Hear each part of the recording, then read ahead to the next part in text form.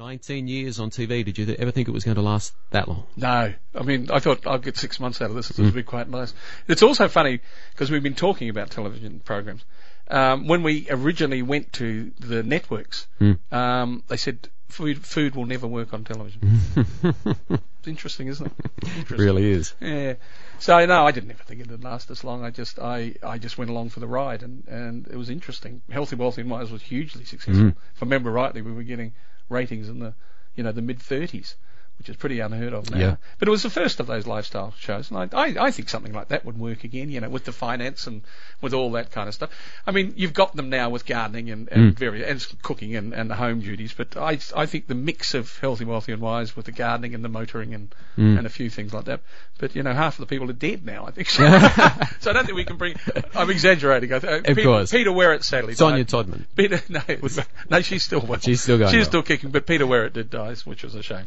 It was a good show. I think from memory it was Monday nights, wasn't it? Yes. 7:30. Yeah, well, it ran for 8 or 9 years. Yeah, I left after 7. Yeah. Or 7.5 or something like that. So I was the first one hired, and after 7.5. Actually, what I got out basically because I was sick of travelling. Okay. People say to you, what a wonderful job it is travelling, but the thing about it is I was away all the time. We travelled a lot on that show, and you get into a place at 11 o'clock at night. By the time you get your hotel room, it's about 2 o'clock in the morning. You start filming at 8 o'clock the next morning. You film for 5 days. As soon as you finish filming, you're out. Yeah. You don't see anything of the place. You're in bed at 7 o'clock at night because you're exhausted. And I just got sick of it, I have to be honest.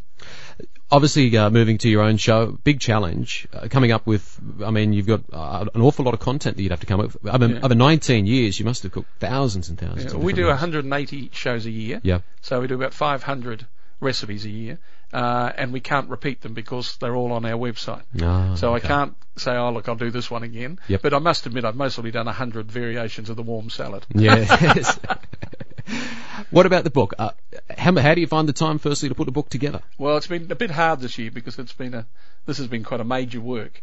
But yeah, of course, look, you can always find... What's the old saying? If you want somebody to do something, ask a busy person. So you can always find something. And the book is what I was laughing about a second ago, about my 100 variations on the chicken recipe, or the warm chicken salad recipe.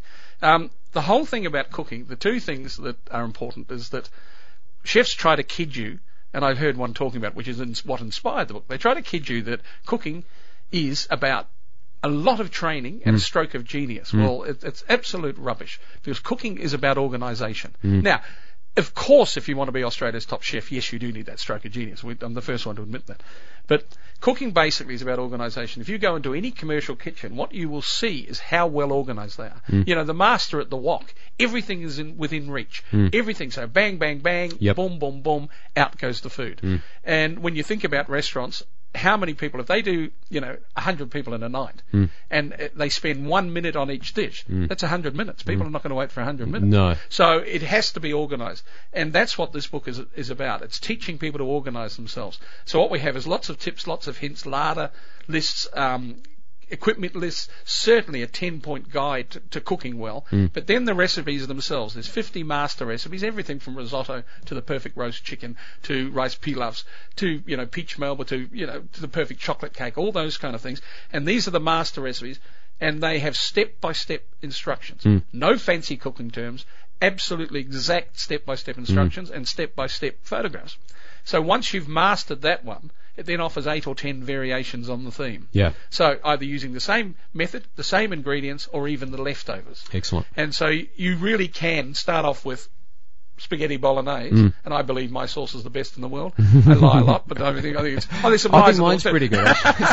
We'll have a cook-off one day. Yes. But from that you can make cottage pie, you can make moussaka, you can stuff some potatoes with it for the kids with some cheese on top. You can make South African bobotie, which is a spiced South African cottage pie type thing. So you've got all these variations, same basic recipe, make a heap of it, put it in the freezer in those Chinese containers. Yep. Your family won't get tired of it, because what happens with your family, you say, oh, Mum, we're sick of spaghetti bolognese. Hey, darling, I'm making you cottage pie today. That's right, exactly. I'm making you moussaka today, Very clever. Yeah, so each one of the recipes has exactly that. And it's been proving very, very popular because it is a great beginner's book. absolutely guarantee anyone can cook out of this book. Yep. But also a person who wants to expand their repertoire and improve their skills. It certainly works for that as well. I was just thinking, the lead up to Christmas, it could be a great Christmas gift. I suppose you'd have to be a little bit careful if you gave a cooking book to your wife or to your husband. You might be sending a message. No, well, I think the thing that I would say with this one is you can imply that it's just to expand their repertoire. That's right, exactly. That's the angle. You don't say, darling, you need this because you can't bloody Exactly. cook. Here's some help for you. Last question. I'm not that brave, by the way, mate. I'm not that brave. Last question. It's a hard one. Favourite all-time meal? Excuse me. It is a hard one. Yeah. I've had some stunning meals, but for my last birthday, which was a significant one, I went to Paris. Now, I don't normally go to Paris for my birthday, but I did turn 60, and I thought, I think we better do something a little special. My brother lives in the south of France, so we went to see him as well. And I went to a place called L'Atelier de Joël Robuchon. Now, I think it may have one Michelin star, so we're not talking about the creme de la creme, but you sit around a counter around the kitchen. But a pretty posh counter, nice seats and things like that. And the food was exactly what I'm talking about. Just lovely, simple ingredients, cooked beautifully, and served by nice, friendly staff, good wine list, very knowledgeable people. And and I've been to a lot of top restaurants. It was the best meal I've ever had in my life, by far. And I think one of the reasons was because it is exactly what I've been talking about here today, about simplicity, nicely presented without being fancy. But I do remember they had a terrine of ham hock, and it was angeli, which means it's jellied. And it was warm, and I couldn't work out how the hell you do a jellied terrine warm, and it was warm on this with this beautiful piece of sourdough underneath it. And when you touched it, the jelly just flowed. And I thought to myself, one, I don't know how they did it, because you can't heat jelly, but they had. And two, I thought this was just heaven.